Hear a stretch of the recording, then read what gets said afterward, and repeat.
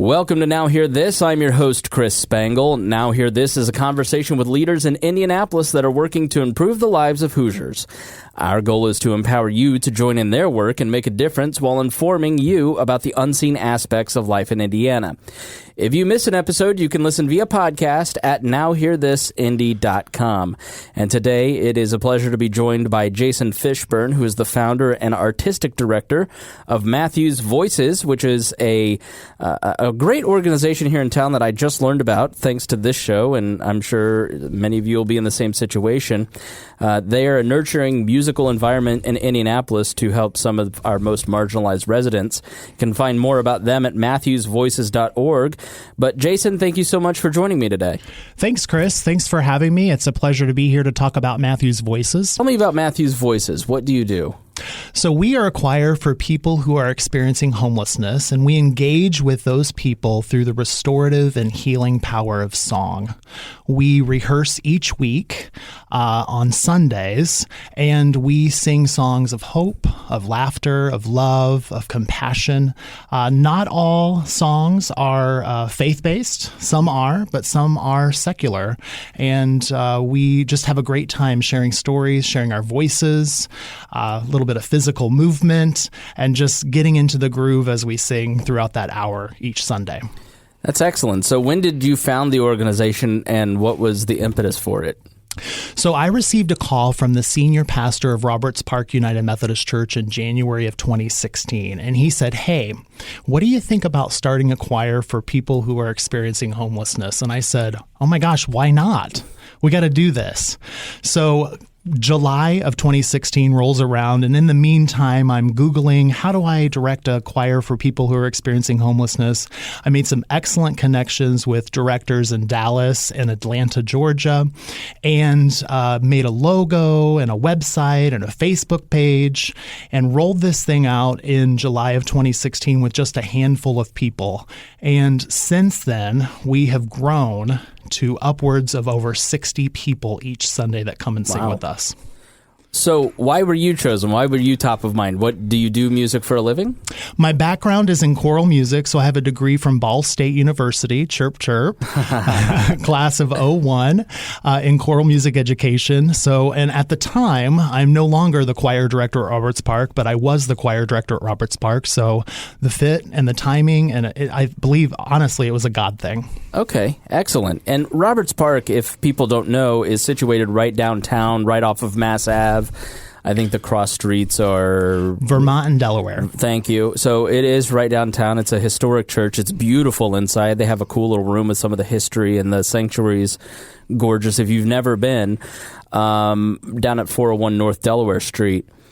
But because of your location and proximity to Wheeler Mission, Roberts Park does a tremendous amount of work with the homeless population in Indianapolis, don't they? They sure do. They have a weekly meal program, a weekly lunchtime meal called Soups On, and that is actually where I recruit the singers for Matthews Voices. So I walk down there and I say, hey, it doesn't matter if you have any musical experience. You don't have to have any singing experience whatsoever, just the desire to come and lift your voice for an hour, fellowship, and share stories.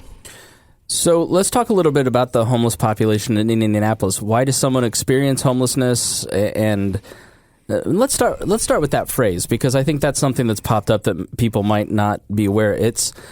You've said a couple times experiencing homelessness as opposed to this is a homeless person. Can you talk about the distinction in that language? Well, I believe homelessness is a condition. It's not a permanent thing. People are either sheltered in like Wheeler Mission or the Hope House right around the corner from Roberts Park. They could be couch surfing. I'd consider that being homeless, living in their car, living in the street, sleeping on park benches. Those are all conditions of homelessness. And I believe we are all broken people. And a lot of us are one, maybe two paychecks away from experiencing homelessness, having a crisis where either a medical crisis or job loss, and finding ourselves in that situation. So My goal is to empathize with the people who are experiencing homelessness. They are people just like you and I, just like our listeners, and treating them with dignity, with respect and compassion, and providing an outlet for them to be creative, to actually feel happiness and feel joy through singing. I imagine that's incredibly important. I imagine if any of us were experiencing homelessness, like you said, 70% of the population is living paycheck to paycheck. It is within the realm of possibility for many of us, and so I think there has been a stigmatization, and I appreciate you highlighting that. So, talk about the people that are in your program. What are they experiencing, and what do they go through on a daily basis, and then how does this help them realize something better for their lives? Yep. We have people who come into the rehearsal space who are in mental health crisis, people who are experiencing drug addiction, people who are just lost their job, relatives have kicked them out because of their maybe because of their sexual orientation, people who are at Wheeler, people who are living in their cars, people who just got to Indianapolis and are looking for a place where they can feel welcomed.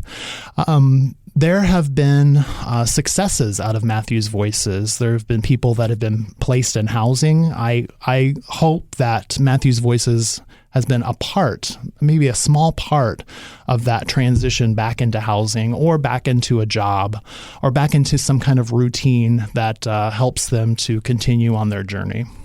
I would imagine the sense of community is a key component to that. We've talked about it time and time again on this particular show. People who are struggling with a certain thing, when they meet other people who are in the same condition, they feel less alone, they feel less shame, they feel more empowered. Is that something that you see through your program? Absolutely. Absolutely. People ask about one another. Where is so-and-so today? Why aren't they here? There's concern, there's care. It transcends the music. It's more than the music. It is an opportunity for people to gather in one place, in a safe place, and feel a sense of welcome, a sense of wholeness, I would say, as they come together to sing these songs. I see a lot of the same people. I see some new people, but I see a lot of the same core group of people that are coming back to reboost themselves week after week through song. You're listening to Now Hear This with Chris Spangle, and I'm talking to Jason Fishburn, who is the founder and artistic director for Matthew's Voices, and you can find more about them at matthewsvoices.org. Where does the name Matthew's Voices come from? So, Chris, the name Matthew's Voices is inspired by the Gospel of St. Matthew in the Bible, chapter 25, in particular, verses 42 through 45. It reads, "For I was hungry, and you gave me nothing to eat. I was thirsty, and you gave me nothing to drink. I was a stranger, and you did not invite me in. I needed clothes, and you did not clothe me. I was sick and in prison, and you did not look after me." They also will answer, "Lord, when did we see you hungry or thirsty or a stranger or needing clothes or sick or in prison and did not help you?" And he will reply, "Truly I tell you, whatever you did not do for one of the least of these, you did not do for me." Okay, excellent. And obviously you're in a church, and you said that it's not fully religious. You do sing secular songs, I guess is the right word. What are some of the songs that you typically would sing in both secular or religious? So when we first started out, we sang Amazing Grace until we were blue in the face. Right. So Amazing Grace was our number one hit for a long time, and we still pull that out every once in a while. We sang The Sun'll Come Out Tomorrow from the musical Annie, Let's Get Together from the Youngbloods, Ooh Child, Brand New Day from the musical The Wiz. Just songs that are inspiring and hope-filled and provide direction for a new day. So you've put this choir together, you're practicing every week. Do you go out and perform at various churches or community groups? How do you actually go out and do performances, and where? So we do. We get invitations from all over. We have gone as far as Hagerstown at Hagerstown First United Methodist Church. We went up to Lafayette to the Church for Everyone in Lafayette. We've been to a Lutheran church on the south side of town. And the connections that we make there and just to be in community with other communities of faith is such a powerful experience, not only for our singers and Matthew's Voices, but the people that are watching us and engaging with us too. So I would invite anyone, any civic organization, church, community organization that would like to engage with the singers and Matthew's Voices to go to our website, matthewsvoices.org. At the bottom of the page, there is a phone number and an email address. Either communication style works for us, and reach out to us and invite us to come and sing. We would love to do that. Our singers love to travel. When we went to Lafayette, they asked us, when are we going on our next trip? So it's really a great experience. And the bus ride up there, we actually rent vans. The van ride up there is so fun. We turn on the radio, we have a great time, and we get to talk and catch up with one another. And then on the way back, when we're worn out, except me, but most of the singers will, take a nap. And as I'm driving the van back to our home base. Excellent. That's great. And you actually pay them for performances, do you not? We do. We pay our singers. We incent our singers. It's not much. I think of it as a hook to get them into the community.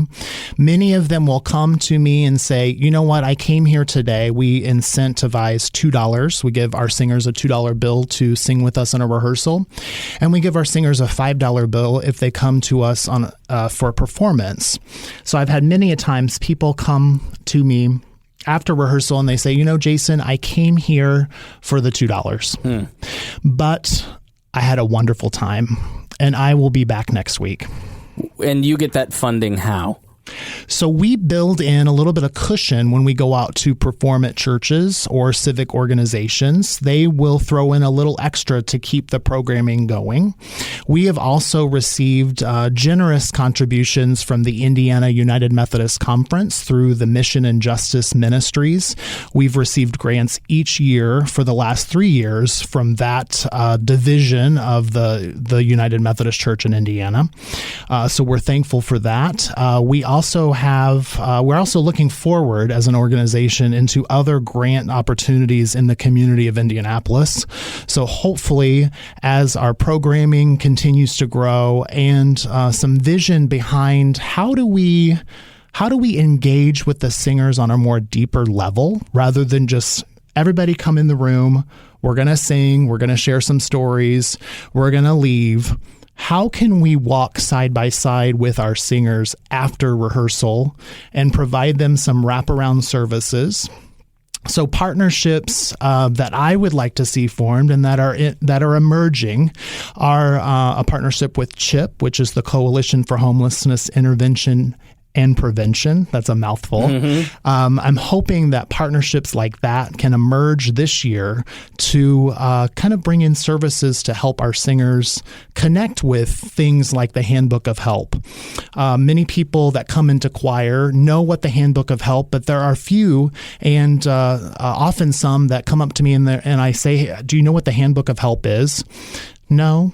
I've never heard of that. I've never heard of it either. What is it? So the Handbook of Help is a resource for people who are experiencing homelessness to, if they need a warm meal, they can turn to a certain page in that directory and find where there's a meal. If they need shelter, particularly people who have children, like women with children, there are shelters that specialize in women with children. They can turn to that page in the guide and find those services. So on a very beginning level, it would be nice to have volunteers to come in and provide that kind of wraparound for the singers by walking them through, this is where you can find this service. This is where you can find that service.